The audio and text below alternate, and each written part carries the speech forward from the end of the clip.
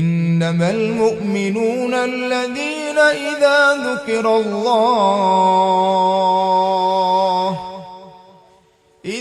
যুকিরাল্লাহু ওয়াজিলাত কুলুবুহুম وَإِذَا تُلِيَتْ عَلَيْهِمْ آيَاتُهُ زَادَتْهُمْ إِيمَانًا وَعَلَى رَبِّهِمْ يَتَوَكَّلُونَ الَّذِينَ يُقِيمُونَ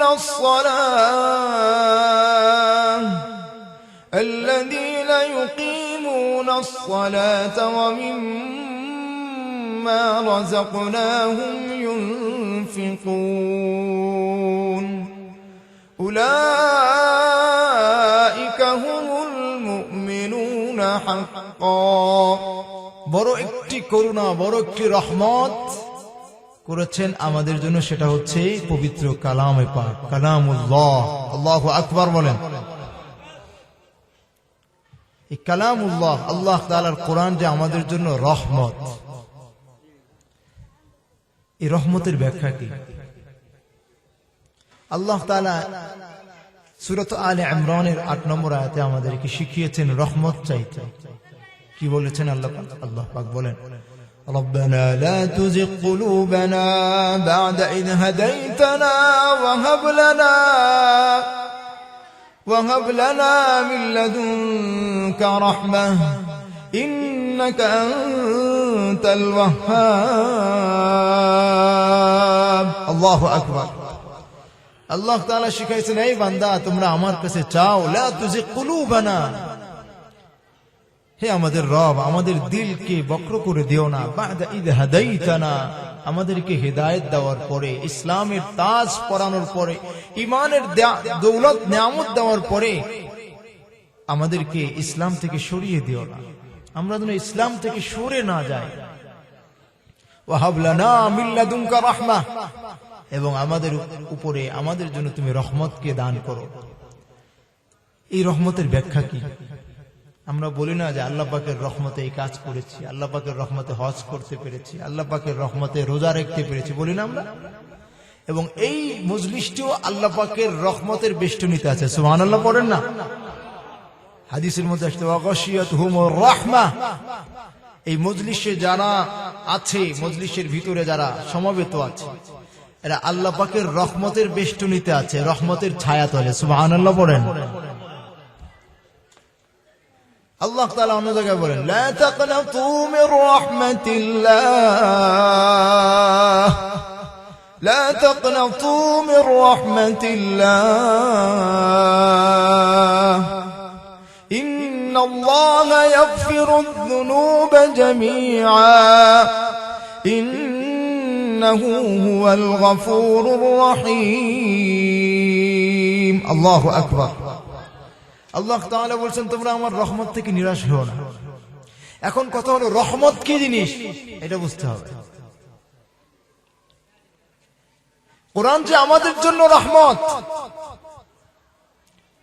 এর ব্যাখ্যা কি?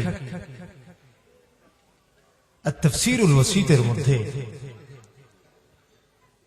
ইমাম ফখরুদ্দিন রাজি রাহিমাহুল্লাহ তাআলা সেই ব্যাখ্যাটি তুলে ধরা হয়েছে।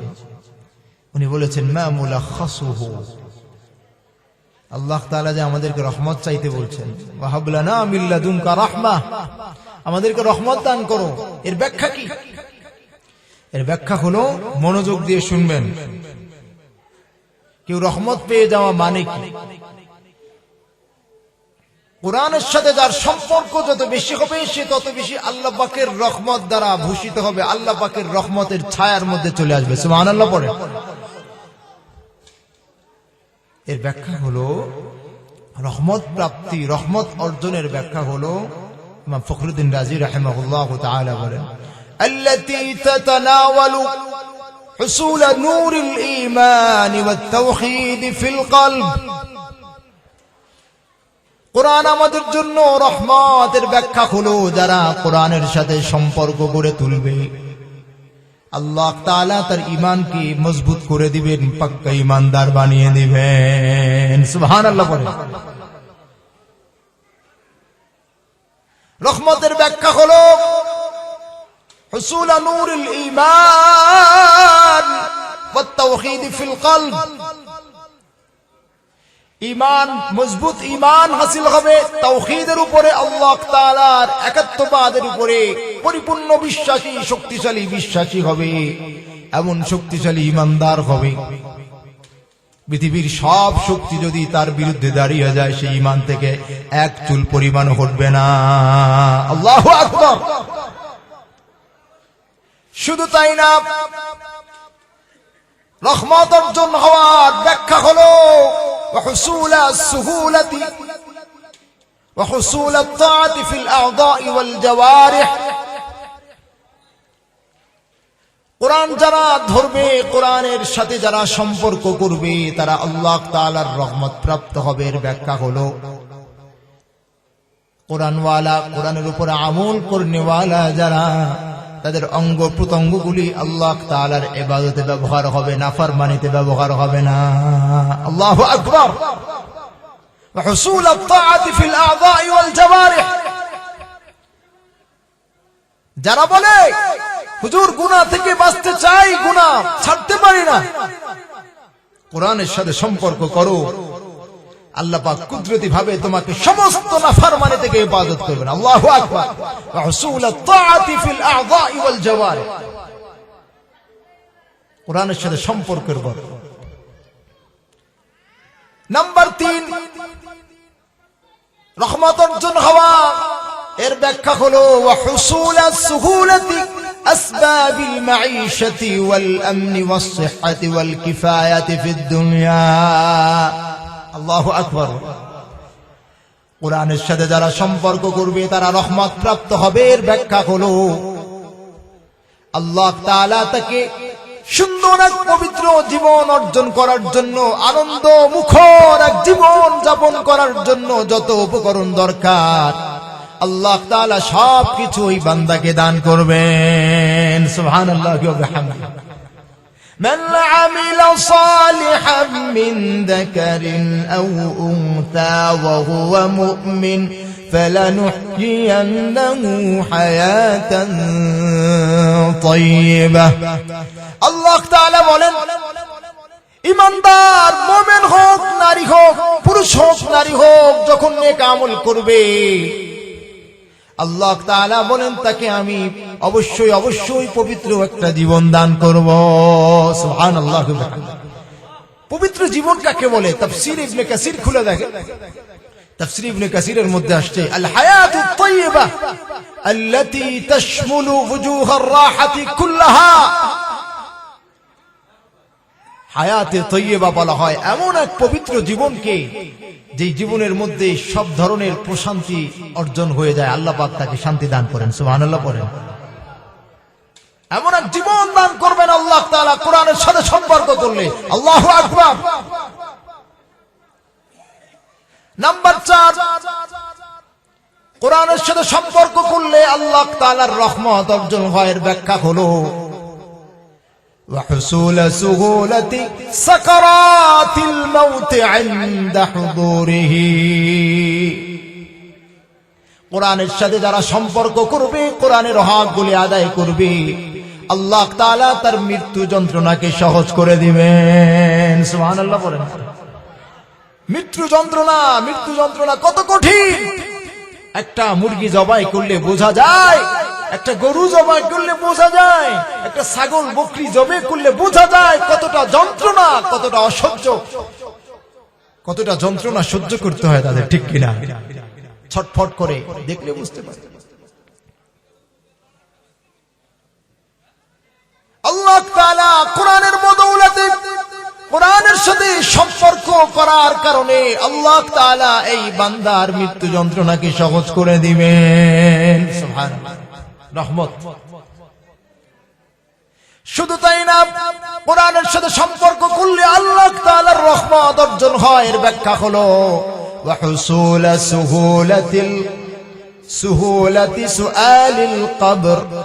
আল্লাহ তাআলা এই বান্দাকে যখন কবরে রাখা হবে, মৃত্যুর পরে আল্লাহ তাআলা মুনকার নাকির যখন প্রশ্ন করবে মার রাব্বুকা ওয়া মা দীনুকা ওয়া মান নাবিয়ুক, তোমার রব কে, তোমার দ্বীন কি, তোমার নবী কে, প্রত্যেকটা প্রশ্নের উত্তর আল্লাহ তাআলা কোরআনের সাথে সম্পর্কের বদৌলতে এই বান্দার জবান থেকে সহজ করে বের করে দিবেন। সুবহানাল্লাহ, সহজ করে দিবেন। এই জন্য কোরআনের সাথে সম্পর্ক করার ফজিলত হচ্ছে। শুধু তাই না, ইমাম ফখরুদ্দিন রাজি রাহমাতুল্লাহ আলাইহি রহমতের ব্যাখ্যা করে বলেন অগুফরানাস সাইয়্যাত, কোরআনের সাথে যারা সম্পর্ক করবে, কোরআনের হকগুলি আদায় করবে, আল্লাহ তাআলার রহমত তাদের সঙ্গী হবে। এর ব্যাখ্যা হলো আল্লাহ তাআলা তার জীবনের সব গুনাহগুলি মাফ করে দিয়ে নিষ্পাপ বানিয়ে দিবেন। সুবহানাল্লাহ, সব গুনাহ মাফ করে দিবেন। যার সম্পর্ক তত গভীর, আল্লাহ পাক তার গুনাহ তত মাফ করবেন। সুবহানাল্লাহ পড়েন। শুধু তাই না, আল্লাহ তাআলা বলেন, ইমাম ফখরুদ্দিন রাজি রাহমাতুল্লাহ আলাইহি রহমতের ব্যাখ্যা করতে গিয়ে বলেন ওয়াল ফাউজা বিল জান্নাতি ফিল আখিরাহ, কোরআনের সাথে সম্পর্ক করলে, কোরআনের হক আদায় করলে, কোরআনের বিধানের উপরে আমল করলে আল্লাহ তাআলা তাকে রহমত দান করবেন। এর ব্যাখ্যা হলো আল্লাহ তাআলা তাকে জান্নাত দিয়ে ধন্য করে দিবেন। সুবহানাল্লাহ বলেন। এই সব ব্যাখ্যা হলো কোরআনের সাথে সম্পর্ক করলে আল্লাহর রহমত অর্জন হয়। কোরআন আমাদের জন্য রহমত। এর ব্যাখ্যা হলো কোরআনের উপর আমল করলে এই সব কিছু অর্জন হবে। পাক্কা ঈমানদার হওয়া যাবে, পাক্কা একজন আমলওয়ালা হওয়া যাবে, সুন্দর একটা জীবন অর্জন করা যাবে। শুধু তাই না, আল্লাহ তাআলা মৃত্যু যন্ত্রণাকে সহজ করে দিবেন।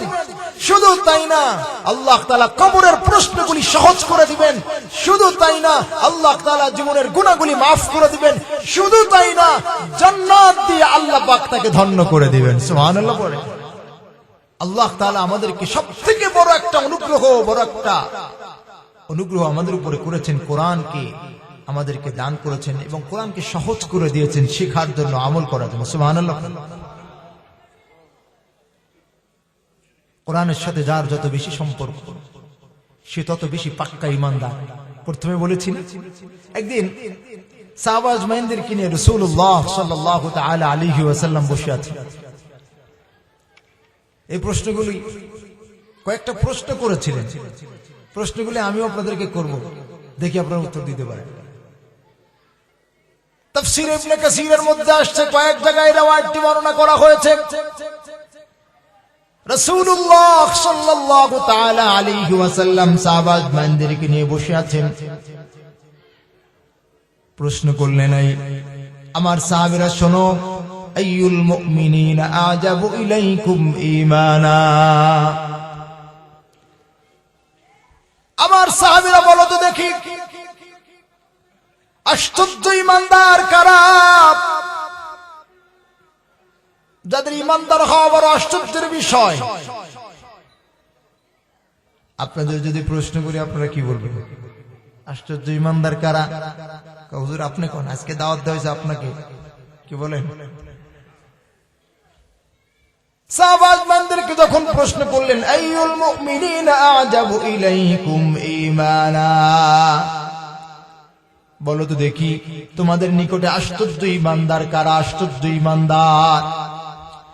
সাহাবাজ এবার উত্তর খোঁজার জন্য, উত্তর দেওয়ার জন্য খুঁজতে শুরু করলেন, কারা আশ্চর্য ঈমানদার? তাফসীরের কিতাবের মধ্যে আসছে, সাহাবাজ অনেক চিন্তা গবেষণা করে প্রথম উত্তরটা দিলেন, বললেন আল মালাইকা। ইয়া রাসূলুল্লাহ, ইয়া হাবিবাল্লাহ সাল্লাল্লাহু তাআলা আলাইহি ওয়াসাল্লাম, আমাদের নিকটে আশ্চর্য ঈমানদার হচ্ছে ফেরেশতা। কারা বলেন? কেন? তাদের যুক্তি হলো, বা তাদের বোঝার ব্যাপার ছিল এই যে ফেরেশতারা 24 ঘন্টা আল্লাহ পাকের ইবাদত করে, ঠিক কিনা? কোন গুনাহ কি জিনিস বোঝেই না, বিবি বাল বাচ্চা নাই, চাকরি নাই, ব্যবসা নাই, কি বলে ক্ষেত খামার নাই, একটাই চাকরি আছে, সেটা হলো কি ইউসাব্বিহুনাল লাইলা ওয়ান নাহারা লা يسترون 24 ঘন্টা আল্লাহ তাআলার তাসবিহ পাঠে রত আছে, আল্লাহ তাআলার ইবাদতে মগ্ন আছে, ইবাদত ছাড়া কিছুই বোঝে না। আর আমরা তো কত কিছু করি, ইবাদত করি, গুনাহ করি, অনেক কিছু। আর তারা 24 ঘন্টা ইবাদত, না ঘুম না খাওয়া, কিচ্ছু লাগে না তাদের। 24 ঘন্টা ইবাদত করে। আবার কিছু ফেরেশতারা তো আরশ বহন করে আছে। আল্লাযীনা ইয়াহমিলুনাল আরশা ওয়া মান হাওলাহু ইউসাব্বিহুনা বিহামদি রাব্বিহিম ওয়া ইউমিনুনা বিহি ওয়া ইস্তাগফিরুনা লিল্লাযীনা আমানু রাব্বানা وسعت كل شيء رحمة وعلما فاغفر للذين تابوا واتبعوا سبيلك وقهم عذاب الجحيم ربنا وأدخلهم جنات عدن التي وعدتهم ومن صلح من آبائهم وأزواجهم وذرياتهم الله أكبر আরশ বহনকারী ফেরেশতারা আল্লাহর আরশ বহন করে আছে। আশেপাশে তারা ঘুরে, আবার ফেরেশতারা আছে তারা আরশের আশপাশে ঘুরছে আর আল্লাহ পাকের তাসবিহ পাঠ করে। আর তওবাকারী মুমিনদের জন্য দোয়া করে, বলে রব্বানা, হে আমাদের রব, ফাগফির লিল্লাযীনা তাবু, আল্লাহ যারা তওবা করে, তোমার কাছে মাফ চায় এবং তোমার রাস্তার অনুসরণ করে, তোমার রাস্তায় চলে, এদেরকে তুমি মাফ করে দাও, সাথে সাথে জাহান্নাম থেকে নামটা কেটে দিয়ে জান্নাত দান করে দাও। আল্লাহু আকবার। চিন্তা করলেন সবসময় 24 ঘন্টা ফেরেশতারা ইবাদতে লিপ্ত, তাহলে তো আশ্চর্য ঈমানদার তারাই হবে। নবীজি কি বললেন? নবীজি বললেন, ও আমার সাহাবীরা, ওয়ামা লাহুম লা ইউমিনুনা ওয়া হুম ইনদা রাব্বিহিম, কি হলো ফেরেশতারা ঈমানদার হবে না অথচ তারা তাদের রবের কাছে আছে। আল্লাহু আকবার বলেন। মানে নবীজি বলতে চাইলেন সাল্লাল্লাহু তাআলা আলাইহি ওয়াসাল্লাম, ফেরেশতারা ঈমানদার হওয়া এটা আশ্চর্যের বিষয় না, এরা উত্তম ঈমানদার, শক্তিশালী ঈমানদার, উত্তম ঈমানদার, কিন্তু এদের ঈমানদার হওয়াটা আশ্চর্যের বিষয় না। ঠিক কি না? আমার কথা বুঝতে পারছেন আপনারা? এখন যদি বলা হয় এই দেশের সবথেকে বড় আলেম কাকে ধরা হয় আপনাদের? যদি বলা হয় সে খুব পাক্কা ঈমানদার, অমুক আলেম, কথার কথা বিজ্ঞ আলেম যিনি, তাকে যদি পাক্কা ঈমানদার, আচ্ছা পাক্কা ঈমানদার একজন আলেম, এটা হওয়াটাই স্বাভাবিক, এটা আশ্চর্যের বিষয় না। ফেরেশতারা আল্লাহ তাআলার দরবারে আছেন, তারা ঈমানদার হবে না তো কারা হবে? তাদের ঈমানদার হওয়াটা আশ্চর্যের বিষয় না, তারা পাক্কা ঈমানদার, মজবুত ঈমানদার, উত্তম ঈমানদার, এটা ঠিক আছে। এখন সাহাবায়ে চিন্তা করলেন তাহলে কারা হবে? এবার দ্বিতীয় উত্তর খুঁজে বের করলেন, কারা হবে? জমিনের মধ্যে সব থেকে প্রিয় মানুষ হচ্ছে আল আম্বিয়া। সাহাবায়ে দ্বিতীয় উত্তর দিলেন, ইয়া রাসূলুল্লাহ, যদি ফেরেশতারা আশ্চর্য ঈমানদার না হয় তাহলে দ্বিতীয় উত্তর আমাদের কাছে এটা আছে, সেটা হলো আল আম্বিয়া, আম্বিয়া আলাইহিমুস সালাতু ওয়াস সালাম যারা আছেন তারা আশ্চর্য ঈমানদার, কারণ তারা হচ্ছেন আল্লাহ তাআলার কাছে মানব জাতির মধ্যে সব থেকে প্রিয়, মানব দানবের মধ্যে সব থেকে প্রিয়। তো বললেন, এই কথা যখন বললেন, বলার পরে আল্লাহ রাসূল সাল্লাল্লাহু আলাইহি ওয়াসাল্লাম বলেন, ও আমার সাহাবী, ওমা লাহুম লা ইউমিনুন ওয়াল ওয়াহয়ু ইয়ানজিলু আলাইহিম, নবীদের কি হলো যে নবীরা ঈমানদার হবেন না অথচ তাদের উপর ওহী নাজিল হয়? মানে নবীগণদের ঈমানদার হওয়াটা এটা আশ্চর্যের বিষয় না। নবীরা ঈমানদার হবে না তো কে হবে? কি বলেন, ঠিক কিনা? এটা আশ্চর্যের বিষয় না। নবীরা শক্তিশালী ঈমানদার, উত্তম ঈমানদার, কিন্তু নবীদের ঈমানদার হওয়াটা আশ্চর্যের বিষয় না। আচ্ছা, যদি কেউ বলে জানো এই মসজিদের ইমাম সাহেব 5 ওয়াক্ত নামাজ জামাতের সাথে পড়ে। আচ্ছা, এটা কোনো আশ্চর্য খবর হইলো? মসজিদের ইমাম সাহেব 5 ওয়াক্ত নামাজ জামাতের সাথে পড়ে, এটা কি আশ্চর্য খবর? আরে আমার সাথে কথা কর না। যদি কয় যে এতদিন সারাদিন মদ গাঁজা টানতো, বোতল নিয়ে চলতো, মদের বোতল, সারাদিন জোয়ার আড্ডায় চলতো, সারাদিন পাপাচারে জেনা বেবিচার নিয়ে লিপ্ত ছিল, এখন সে 5 ওয়াক্ত নামাজ জামাতের সাথে পড়ে, এক চিল্লা লাগায় এসে জামাতের সাথে 5 ওয়াক্ত নামাজ পড়ে, এইটা আশ্চর্য খবর। এই শুনছো, অমুক সন্ত্রাস, অমুক পাপিষ্ট, সে এখন 5 ওয়াক্ত নামাজ, এইটা আশ্চর্যের খবর, ঠিক কিনা? ইমাম সাহেব 5 ওয়াক্ত নামাজ জামাতে পড়ে, জামাতে সে তো নামাজ পড়ায়, ঠিক কিনা? এটা তো আশ্চর্যের খবর না? তো নবীগণ ইমানদার হওয়া এটা আশ্চর্যের খবর না? এরা তো শক্তিশালী ইমানদার, সব থেকে পাওয়ারফুল ইমানদার। وما أرسلنا من قبلك من رسول إلا نوحي إليه أنه لا إله إلا أنا فاعبدون।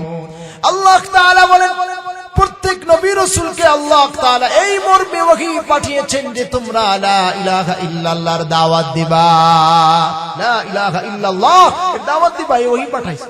এই জিম্মাদারি তারা পালন করছেন। তো তারা তাওহীদের দাওয়াত দিয়েছেন, ইমানের দাওয়াত দিয়েছেন, তো তারা ইমানদার হবে না তো কারা ইমানদার হবে? এটা আশ্চর্যের বিষয় না? সাহাবা আজমাইন এবার উত্তরই খুঁজে পাচ্ছেন না।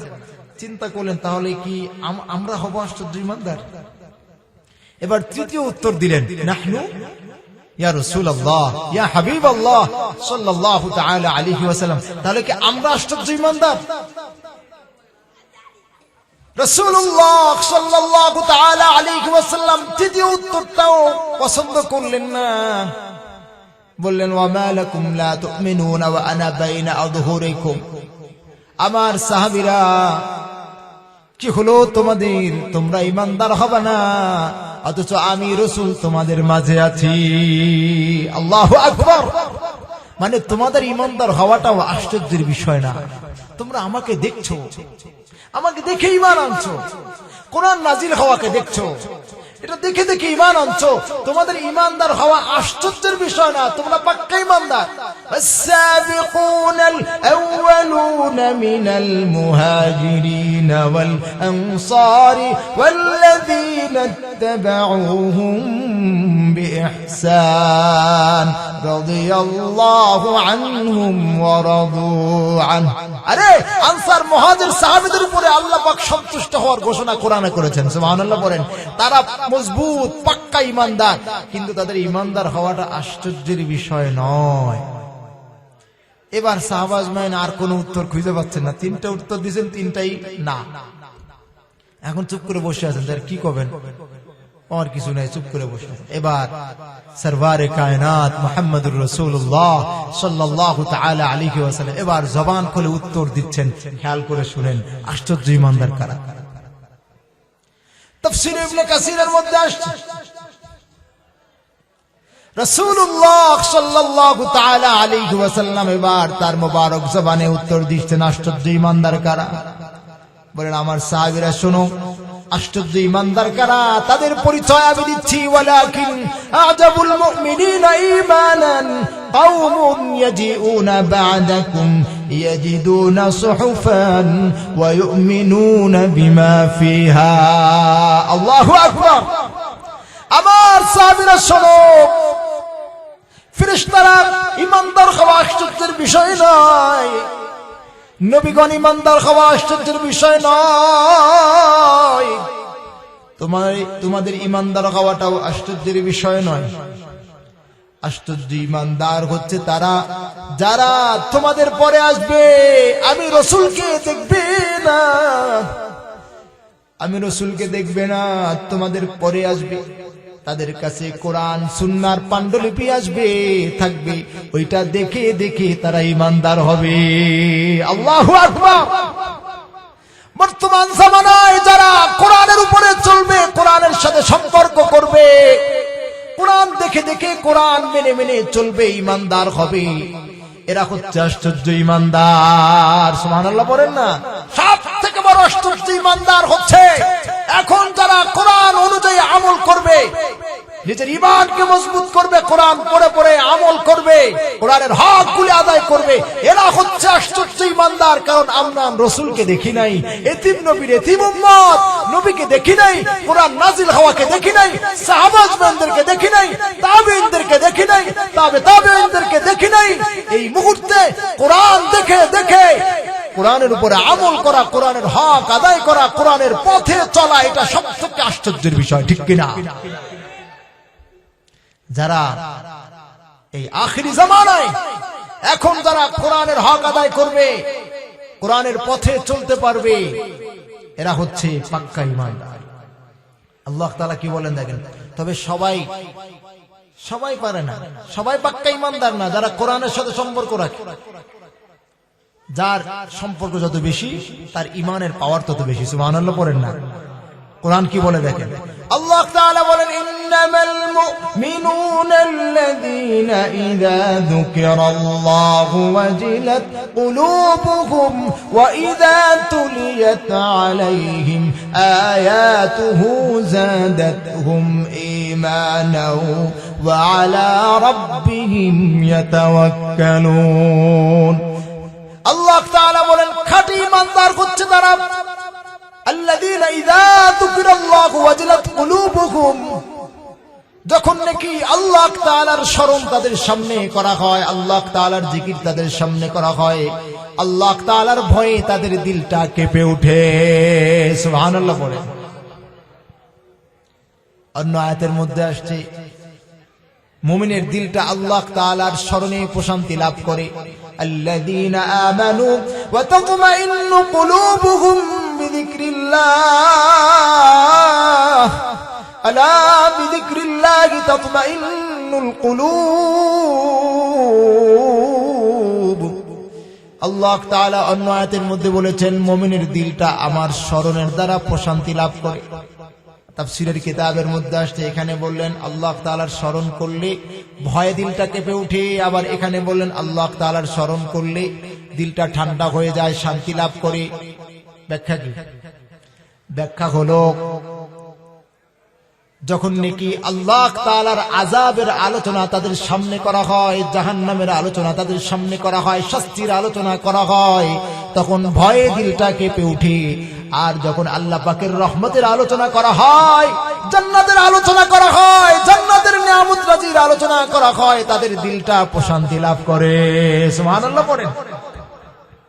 আল্লাহ তাআলার আলোচনা দুই ভাবে, একটা হলো আল্লাহ পাকের আযাবের আলোচনা, আর একটা হলো আল্লাহ পাকের নিয়ামতের আলোচনা। সুবহানাল্লাহ পড়েন। আল্লাহু আকবার।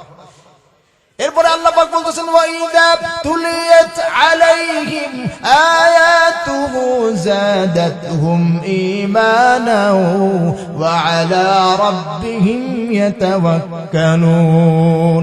মুমিনদের পরিচয় হলো, খাঁটি ঈমানদারদের পরিচয় হলো, দ্বিতীয় পরিচয়, যখন তাদের সামনে কোরআন তিলাওয়াত করা হয় তাদের ঈমানটা বৃদ্ধি পায়। সুবহানাল্লাহ। আর তাফসীরুল ওয়াসিদের মধ্যে আসছে, ঈমান বৃদ্ধি পায় মানে أي زادتهم قوة في التصديق وشدة في الإذعان ورسوخا في اليقين ونشاطا في الأعمال الصالحة وسعة في العلم والمعرفة। কোরআনের তেলাওয়াত শুনলে, কোরআনের তেলাওয়াত করলে কি কি ফায়দা হয়? একটা হলো তার ঈমান ইয়াকিন মজবুত হয়ে যায়। সুবহানাল্লাহ পড়েন না? আমলের জজবা বৃদ্ধি পায়। সুবহানাল্লাহ পড়েন। আল্লাহ তাআলার মারিফাত, আল্লাহ তাআলার পরিচয়, আল্লাহ তাআলার ভালোবাসা, মারিফাত, এটা অর্জন হয়। সুবহানাল্লাহ। ইয়াকিন তৈরি হয়।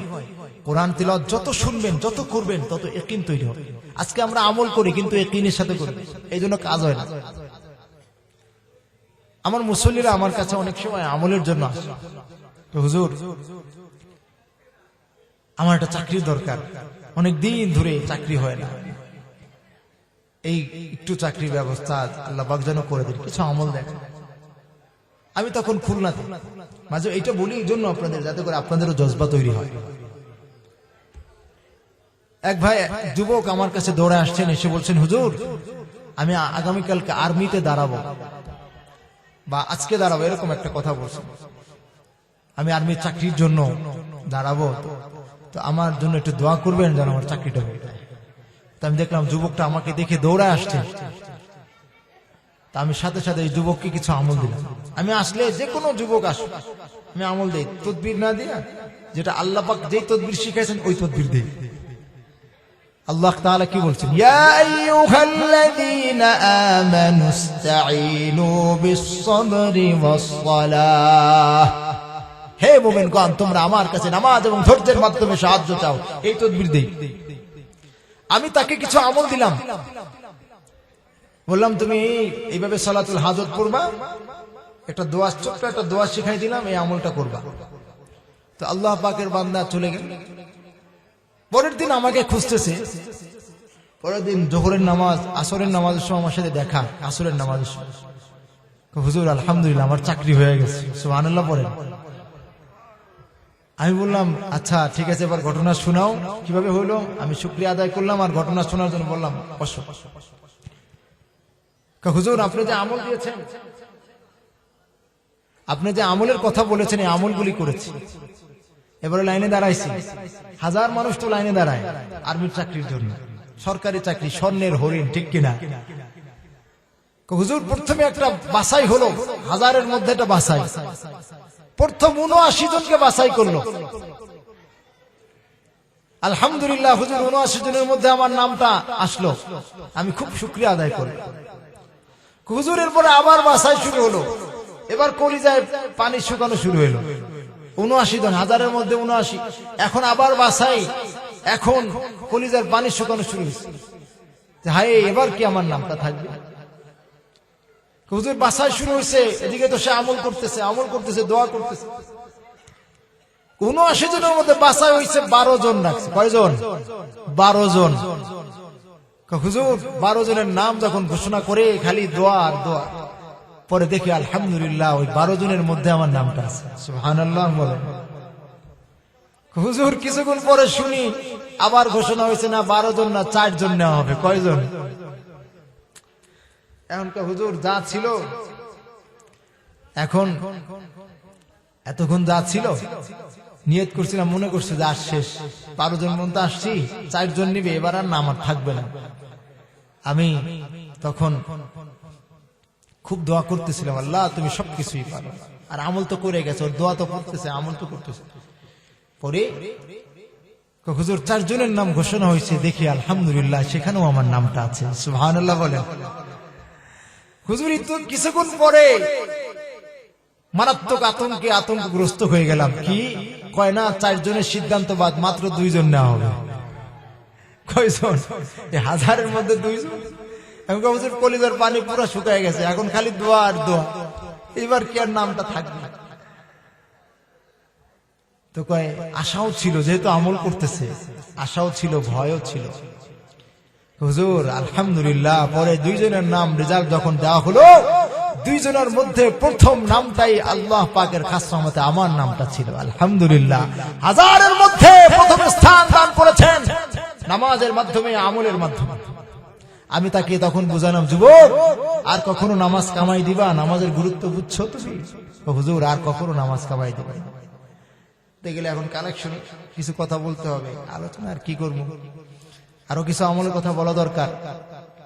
আর এক আল্লাহর বান্দা আসছে, ১২ বছর সন্তান নাই। আমার মুসল্লি সব, বাইরের কথা না, তো আমার মুসল্লির কথা বলছে। কয় বছর সন্তান নাই? ১২ বছর কোন সন্তান হয় না।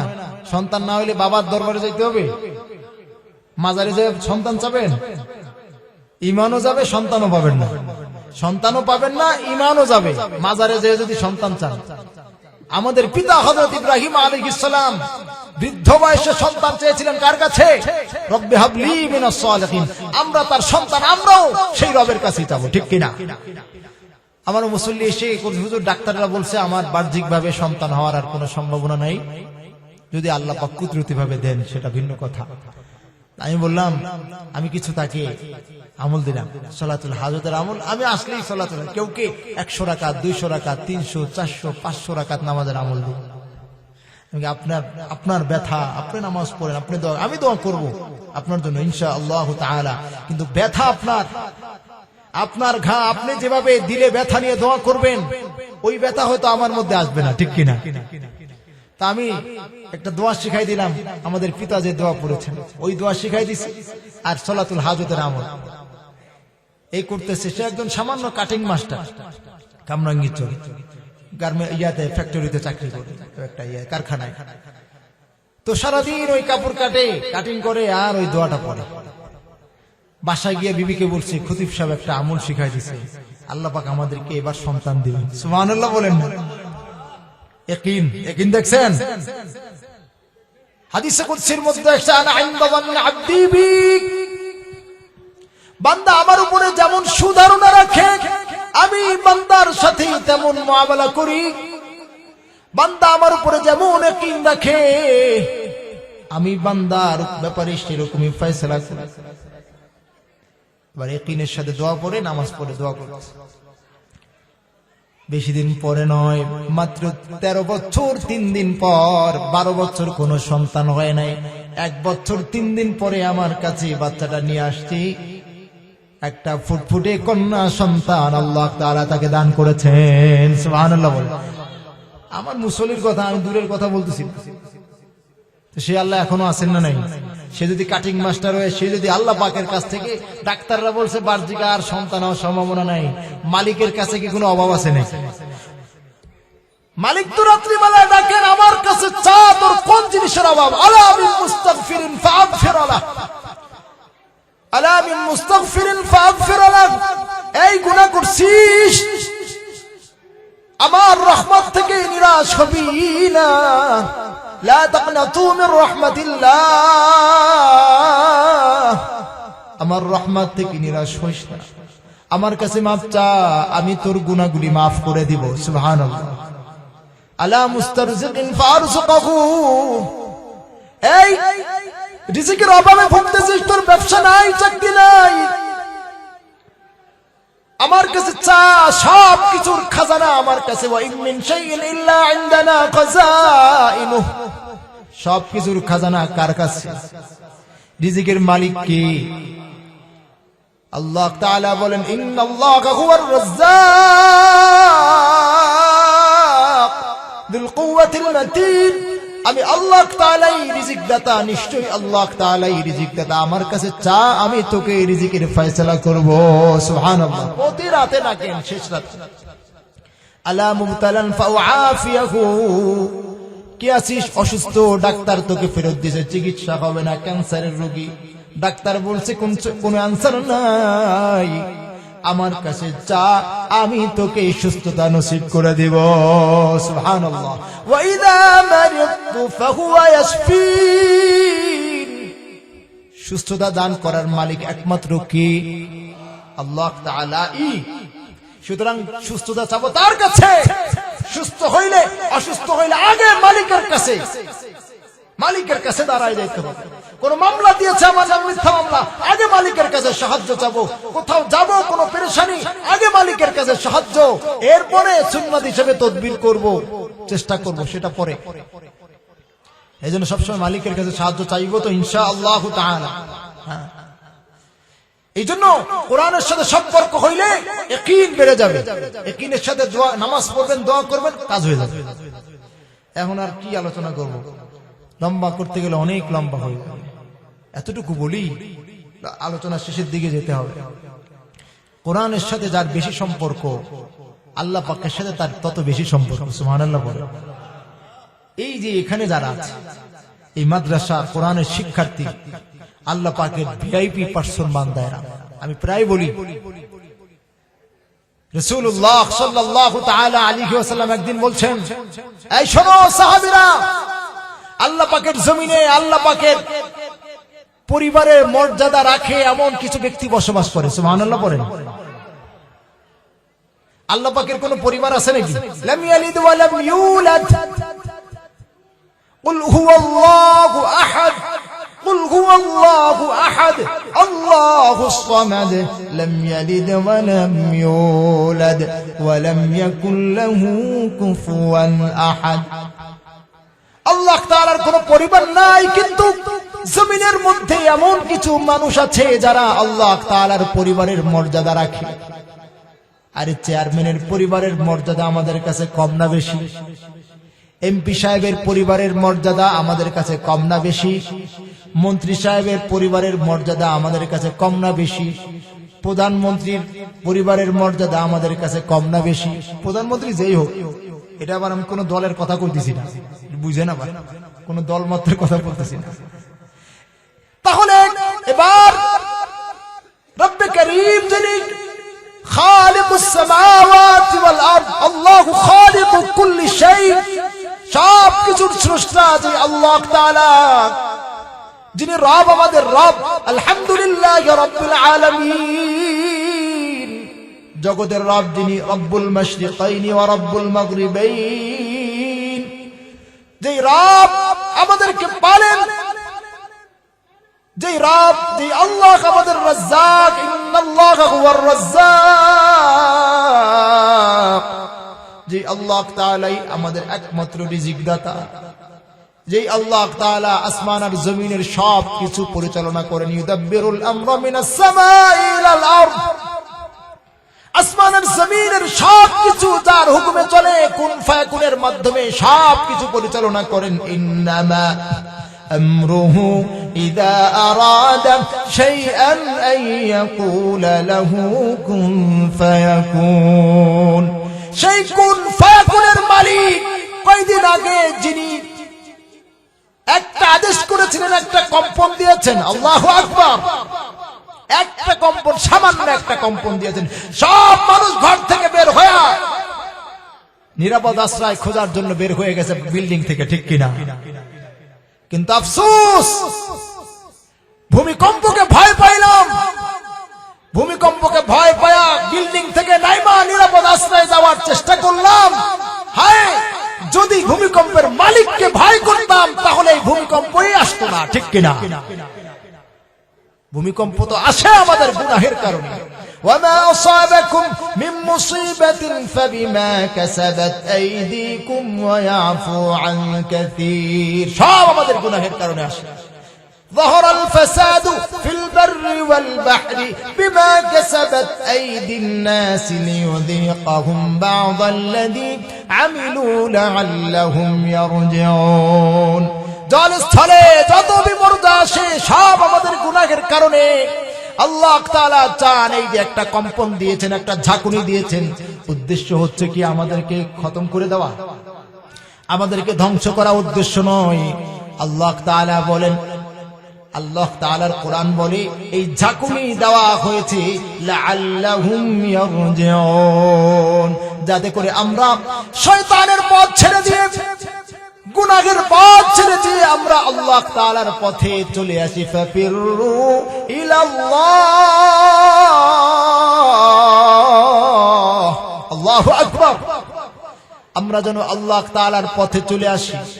ঝাঁকুনি আমাদেরকে এটা বলছে, কম্পটা, ভূমিকম্প, এই এখনো গুনাহ ছাড়িস না, যদি গুনাহ করিস এরপরে কিন্তু আল্লাহ পাক এর থেকে বড়টাও দিতে পারে, আল্লাহ পাক চাইলে দিবেন, ঠিক কিনা? যদি আওয়াজ করে বলে। আমরা তো দুনিয়ায় কিছু মানুষ যারা গ্রামগঞ্জে আছি, এই ক্ষেত খামারে ছিলাম, অনেকে ভূমিকম্প টেরই পায় না, ঠিক কিনা? শহরের মানুষ হয়তো নিরাপদ আশ্রয় খোঁজার চেষ্টা করেছে। হাই, কিয়ামতের ময়দানে কে কোথায় পালাবে বলেন তো দেখি? সামান্য একটা কম্পনে যদি আমাদের এত ভয়, কিয়ামতের ময়দানে কই যাব, কোথায় পালাবো? পালানোর কোনো জায়গা আছে? আল্লাহ তাআলা বলেন, ইন্নাল আবরারা লাফি নাঈম ওয়া ইন্নাল ফুজ্জারা লাফি জাহিম ইয়াসলাউনাহা ইয়াওমাদ্দিন ওয়া মা হুম আনহা বিগাইবিন। কিয়ামতের ময়দানে কেউ তোমরা পালাইতে পারবা না, সব ওখানে উপস্থিত থাকতে হবে। ওমা আদরাকা মা ইয়াউমুদ্দিন সুম্মা মা আদরাকা মা ইয়াউমুদ্দিন ইয়াওমা লা তামলিকু নাফসুন লিনাফসিন শাইআ ওয়াল আমরু ইয়াওমাইযিন লিল্লাহ। কিয়ামতের ময়দানে কেউ কারো সাহায্য করতে পারবে না। আজকে তোমার নামে মিথ্যা মামলা দিছে, তোমার সম্পর্ক আছে দারোগার সাথে, ওসির সাথে, তোমারে বাঁচাই দিল, বা তোমার নামে সঠিক মামলাই দিয়েছে, তোমার আত্মীয় স্বজন উপরে কর্মকর্তা আছে, তা আজকে তোমাকে বাঁচাই দিল, বা তুমি লাখ লাখ টাকা ঘুষ দিয়া তোমার মামলাটারে সরাই নিলা, ঠিক কিনা? কিন্তু কিয়ামতের ময়দানে এমন সুযোগ নাই। একমাত্র ওই দিন চলবে মালিকেরই ক্ষমতা, ঠিক কিনা? ওই মালিককে যদি ভয় করতে পারি ভূমিকম্পই আসবে না। আর মালিককে ভয় না করে মালিকের নাফরমানি করতে থাকলে এর চাইতে বড় ভূমিকম্প আমাদের জন্য অপেক্ষা করছে, ঠিক কিনা? এই জন্য এই আযাব থেকে বাঁচার জন্য কোরআনের সাথে সম্পর্ক। আমরা তো বুঝি না এই যে মাদ্রাসাগুলি বাংলাদেশে এত বড় ভূমিকম্প হয় না কেন? বাংলাদেশে যে বিল্ডিং একটা পুরান ঢাকার তো ভাঙে তছনছ হয়ে যাওয়ার কথা, এত বড় ভূমিকম্প কেন হয় না? ভালো করে বুঝতে হবে। এর কারণ হচ্ছে বাংলার জমিনে কোরআনের যে পরিমাণ চর্চা হয়, যেভাবে দ্বীনের চর্চা হয়, এরকম চর্চা, কোরআনের চর্চা পৃথিবীর কোন কান্ট্রিতে নাই। আল্লাহু আকবার। ইন্দোনেশিয়ার মাটিতে আল্লাহ পাক আমাকে সফর করিয়েছেন প্রায় 29 দিন। আমাদের বাংলা, সেটাও তো একটা মুসলিম, সর্ববৃহৎ মুসলিম কান্ট্রি। আমাদের বাংলাদেশের গ্রাম প্রত্যন্ত অঞ্চলে যেভাবে কোরআনের চর্চা হয় পৃথিবীর কোন কান্ট্রিতে এমন নাই। আল্লাহু আকবার বলেন। এইগুলির কারণে ভূমিকম্প কম হয়, এইগুলির কারণে আল্লাহর আযাব উঠে যায়, এই মসজিদ মাদ্রাসাগুলির কারণে। সুবহানাল্লাহ বলেন। আমি বোঝার জন্য বলি, একদিন আমি তখন পদ্মা সেতু হয় নাই, আরিচা দিয়ে আসছিলাম হয়তো কোনো প্রোগ্রাম করে। আরিচার ঘাটে প্রচন্ড জাম, লম্বা সিরিয়াল। তা আমরা বসে আছি জামের মধ্যে, হানিফ বাসে গাড়িতে, তো অপেক্ষায় আছি কখন সিরিয়াল আসবে তখন যাব। হঠাৎ করে অনেকক্ষণ পরে শুনি কি গাড়ি ভিআইপি হয়ে গেছে। গাড়ি কি হয়ে গেছে? এতক্ষণ কি হলো? এতক্ষণ জামে বসে কষ্ট করলাম, হঠাৎ করে শুনি গাড়ি ভিআইপি হয়ে গেছে। এখন আর গাড়ি দাঁড়াবে না, এখন কি গাড়ি সোজা দৌড়। গাড়ি ভিআইপি কেমন হলো বুঝলাম না। কয় এখন গাড়ির ভিতরে একজন ভিআইপি পার্সন আছে। কি আছে? একজন ভিআইপি লোক আছে গাড়িতে। কয় একজন ভিআইপি পার্সন থাকার কারণে, ভিআইপি ব্যক্তি থাকার কারণে ওই বাসের সব যাত্রী ভিআইপি মর্যাদা পেয়ে গেছে। আল্লাহু আকবার বলেন। তখন আমার ব্রেনে আল্লাহ তাআলা একটা কথা ঢেলে দিলেন। দুনিয়ার সরকারের, বাংলাদেশের এক গরিব রাষ্ট্র, বাংলাদেশের মতো একটা গরিব রাষ্ট্রের, এই রাষ্ট্রের একজন ভিআইপি পার্সন, সে বাসে চলাচল করে মানে তো সে অত ভিআইপি না, ঠিক কিনা? মোটামুটি একজন ভিআইপি পার্সন, বাংলাদেশের গরিব রাষ্ট্রের একজন ভিআইপি পার্সনের কারণে এই বাসের মধ্যে একজন ঠেলা গাড়িওয়ালাও ভিআইপি পার্সনের মর্যাদা পেয়ে গেল, একজন রিক্সাওয়ালাও এই বাসের মধ্যে থাকলে সেও ভিআইপি পার্সনের মর্যাদা পেয়ে গেল, একজন কৃষকও পেয়ে গেল, একজন ঠেলাওয়ালাও এই ব্যক্তির কারণে ভিআইপি মর্যাদা পায়া বাসটা কি হয়ে গেল? ভিআইপি হয়ে গেল, ঠিক কিনা? এবার ভালো করে চিন্তা করেন, একজন পার্সন, একজন ভিআইপি ব্যক্তির কারণে পুরা বাসের সব যাত্রী সলিমউদ্দিন, কলিমউদ্দিন সব কি হয়ে গেছে? ভিআইপি মর্যাদা পেয়ে গেছে। এবার চিন্তা করেন তো, রব্বে করিম যিনি মালিকুল মুলক দুল জালালি ওয়াল ইকরাম, আসমান আর জমিনের মালিক যিনি, রব্বে করিম যিনি, খালিক যিনি, রাজ্জাক যিনি, সেই রব্বে করিমের কাছে ভিআইপি পার্সন বান্দা যারা, তার ভিআইপি বান্দা যারা, তারা যদি একজন ভিআইপি পার্সন আলেমে দ্বীন, হাফিজে কোরআন, কোরআনের ধারক বাহক যদি কোন এলাকায়, কোন মহল্লায় থাকে, ওই মহল্লাটাও আল্লাহ পাকের কাছে ভিআইপি মর্যাদা পেয়ে যায়। সুবহানাল্লাহ বলেন। আমাদের দেশের সরকারের এমপি, মন্ত্রী, মিনিস্টার যারা আছে, এরা ভিআইপি লোক না? এরা যেখানে থাকে, মন্ত্রী পাড়া যেখানে মন্ত্রীরা থাকে, এমপিরা থাকে, ওটারে কি কয়? ভিআইপি এলাকা। ওখানে সাধারণ মানুষ প্রবেশ করতে পারে না, তার সাধারণের প্রবেশ নিষেধ। সাধারণ মানুষ এখানে রিক্সাওয়ালা ঢুকতে পারবে না, ভ্যানওয়ালা ঢুকতে পারবে না। ভিআইপি এলাকা। ভিআইপি এলাকা মানে কি? এরা ভিআইপি ব্যক্তি মানে কি? এরা ভিআইপি সিকিউরিটি পায়, ভিআইপি চিকিৎসা পায়, ভিআইপি ভাতা পায়, ভিআইপি সুবিধা পায়, সবকিছু ভিআইপি, ঠিক কিনা? ভিআইপি গাড়ি বাড়ি সবকিছু ভিআইপি, ঠিক কিনা? কি বলেন? তাহলে সরকারের ভিআইপি পার্সন তারা সবকিছু ভিআইপি মর্যাদা পায়। তাহলে এবার ভালো করে বোঝেন, ওই মূল মালিক যিনি, আসমান আর জমিনের মালিক যিনি, তার ভিআইপি পার্সন বান্দা যারা, তারা যেই মহল্লায় থাকে মালিকের পক্ষ থেকে ওই ভিআইপি বা পার্সনদের জন্য, ভিআইপি বান্দাদের জন্য আল্লাহ তাআলা ভিআইপি রহমত নাজিল করেন, ভিআইপি বরকত নাজিল করেন, ভিআইপি দান অনুগ্রহ আল্লাহ পাক ফজল আর করম নাজিল করেন। সুতরাং ওই রহমত যারা ওই মহল্লায় থাকে তারাও ওই রহমতের অংশের ভাগীদার হয়ে যায়। আল্লাহু আকবার। তাহলে এই মাদ্রাসা এখানে আছে মানে রাসূলের ভাষায়, আমি আমার বানানো কথা বলছি না। রাসূলুল্লাহ সাল্লাল্লাহু তাআলা আলাইহি ওয়াসাল্লাম বলেন, আল্লাহ তাআলার জমিনে আল্লাহ তাআলার পরিবারের মর্যাদা রাখে এমন কিছু ব্যক্তিবর্গ আছে। সাহাবাগণ জিজ্ঞেস করলেন, ইয়া রাসূলুল্লাহ সাল্লাল্লাহু তাআলা আলাইহি ওয়াসাল্লাম, তারা কারা? রাসূলুল্লাহ সাল্লাল্লাহু তাআলা আলাইহি ওয়াসাল্লাম বলেন, আহলুল কুরআনি হুম আহলুল্লাহি ওয়া খাসাতু।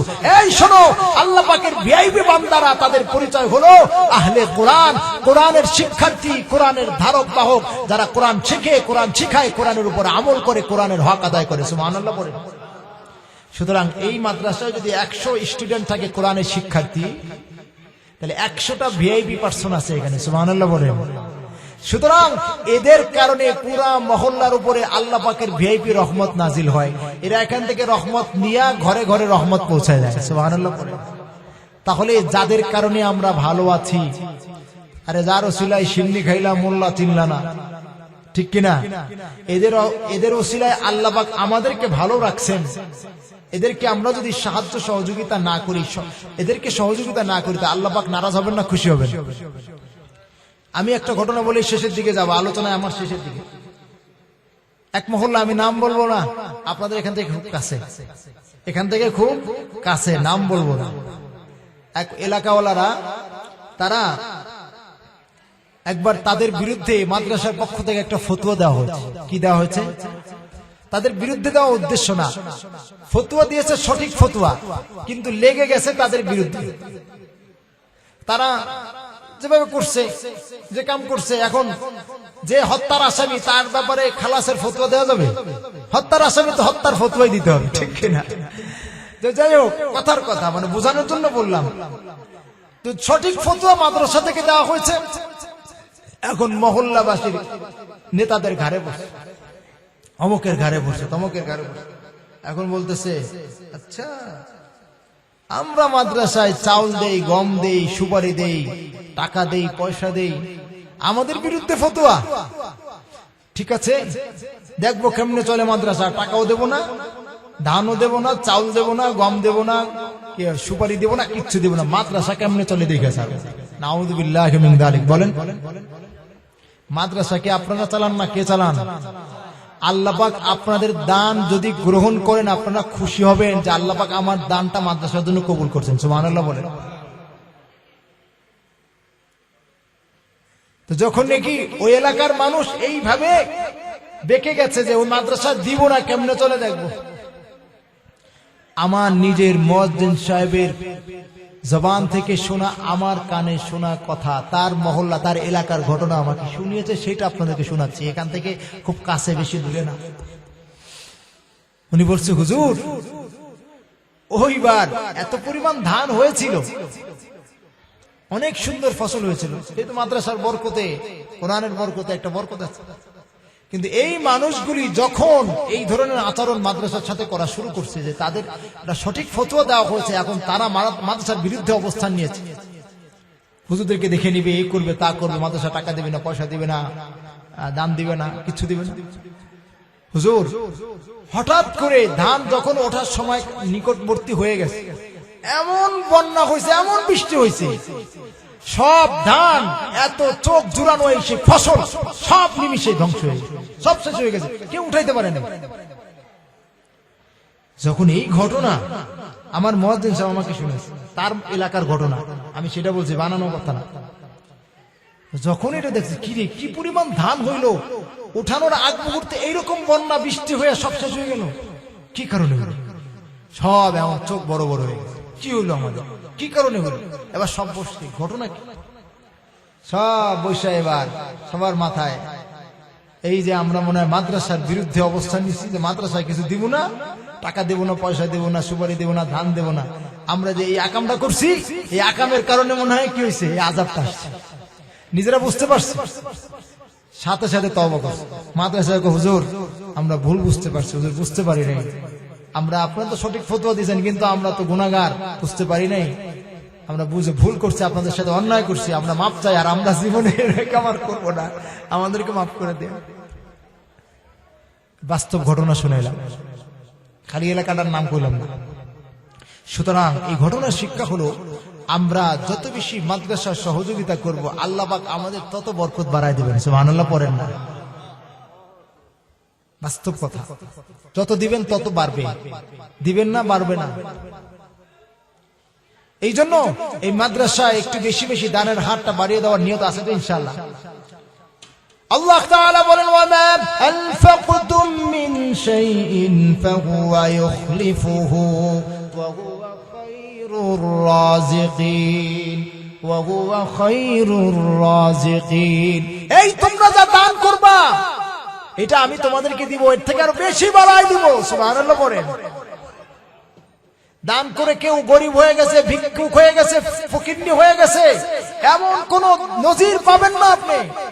আরে কথা বলতে গেলে তো রাইত হয়ে যায়, আমার কি করবো। আমার এক সাথী ভাই, সিনিয়র, 1 বছর 2 বছর সিনিয়র সাথী, অনেক কষ্ট করে পড়ালেখা করছেন, বাবা পড়তে দিবে না, জোর মারা ধরা করছেন, কলেজ থেকে চলে আসছে মাদ্রাসা, রিক্সা চালায়া পর্যন্ত নিজের খরচ জোগাইছেন। হাটাজারি মাদ্রাসায় পড়ছেন, রিক্সা চালায় খরচ জোগাইছেন। সেই ভাই মুফতি হারুন ভাই, সে তার ঘটনা, এখন আল্লাহ পাক তাকে কত বরকত দিচ্ছেন। এখন তার গাড়ি আছে, তার 20 কোটি টাকার বিজনেস, আল্লাহ পাক ব্যবসা দান করছেন। এখন সে অনেকগুলি রাষ্ট্র, মনে হয় 20-30টা রাষ্ট্র, আরো তারও বেশি আল্লাহ পাক রাষ্ট্র তাকে সফর করেছেন। সুবহানাল্লাহ বলেন। একদিন সে চিটাগং যাবেন সফরে, দিনের একটা প্রোগ্রামে আছে, তার কাছে টাকা নাই, 1000 টাকা আছে, হয়তো বাসে যাবেন। রাস্তার কাছে বসে কোরআন তেলাওয়াত করছে, হঠাৎ করে এক ভিক্ষুক আসছে। ওনার তবিয়ত হলো, যা আসে কেউ যদি এসে চায় পকেটে হাত দিবে, দিয়ে দেবে। ওই যে আব্দুল মালিক সাহেবের মতো, মুফতি আব্দুল মালিক সাহেবের একটা ঘটনা ভাইরাল হয়েছে না? হ্যাঁ, আমাদের কি বলে বাইতুল মোকাররম মসজিদের সম্মানিত খতিব সাহেব, ওই যে সেমিনার হয়েছিল, ওখান থেকে যাওয়ার পথে ভ্যানওয়ালারে ওনারে যে হাদিয়া দিছে, এত বড় সেমিনার থেকে পুরা ধইরা ভ্যানওয়ালারে দিয়ে দিছে। সুবহানাল্লাহ বলেন। কত ছিল তাও দেখেন নাই। তো উনি করছে কি, এক ভিক্ষুক এসে চাইছে, হুজুর কিছু হাদিয়া দেন। উনি পকেটে হাত দিচ্ছে, হাত দিয়ে যা ছিল দিয়ে দিচ্ছে। 1000 টাকা ছিল, 1000 টাকাই দিয়ে দিচ্ছে। যাবে চিটাগং, এখন তার ভাড়া নাই, বসে বসে কোরআন তেলাওয়াত করতেছে। ওনার অভ্যাস, চাইছে দিয়ে দিচ্ছে, কোরআন তেলাওয়াত করতেছে।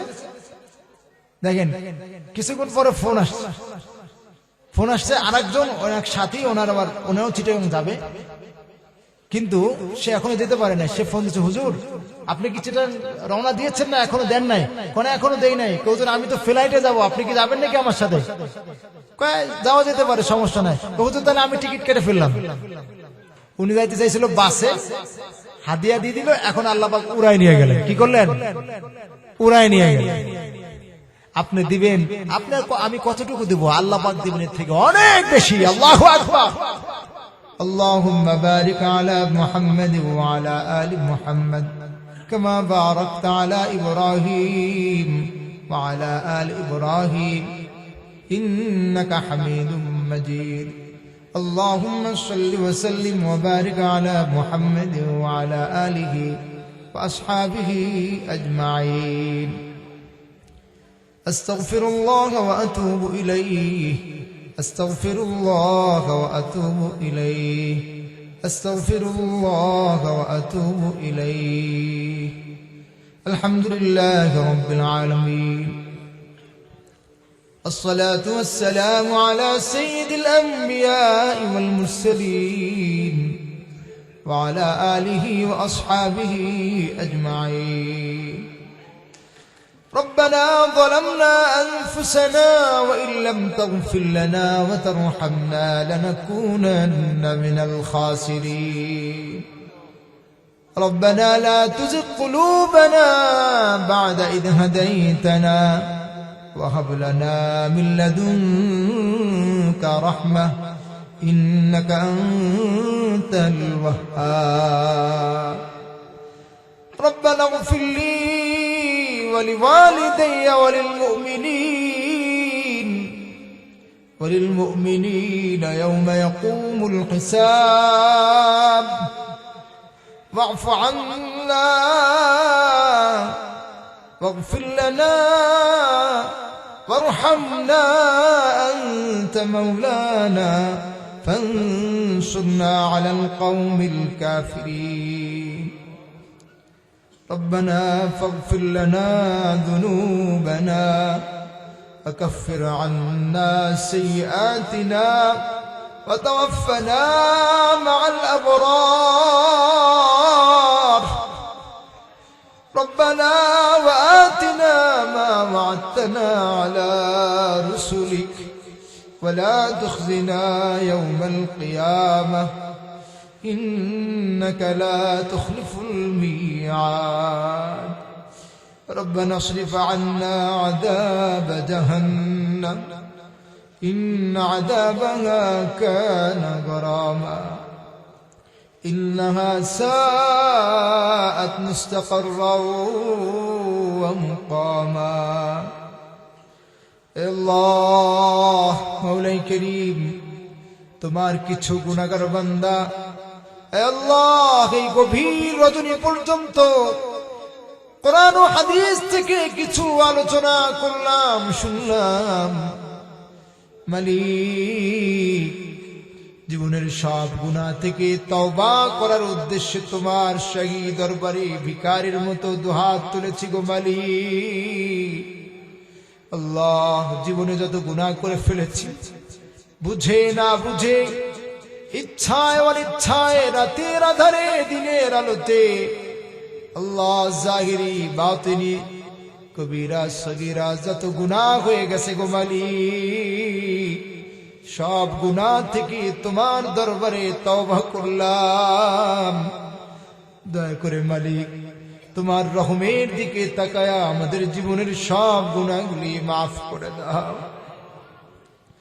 আল্লাহ গুনাহ মুক্ত জীবন চাই গো মালিক গুনাহ মুক্ত জীবন নসিব করে দাও আল্লাহ দুনিয়ায় যেমন নিষ্পাপ করে পাঠাইছো গো মালিক আল্লাহ তোমার কাছে আবার নিষ্পাপ হয়ে যাইতে পারি এমন জীবন তুমি নসিব করে দাও আল্লাহ দয়া করে ইখলাস পূর্ণ তাকওয়া পূর্ণ সুন্নাত পূর্ণ জিন্দেগি নসিব করে দাও হালাল রুজি উপার্জন করার তৌফিক দিয়া দাও হারাম থেকে পরিপূর্ণ পরহেজ থাকার তৌফিক নসিব করে দাও আল্লাহ মওলাই করিম জানি না কখন মরণের ডাক এসে যায় গো মালিক কত মানুষের জানাজা পড়লাম কত মানুষকে কবরে রাখলাম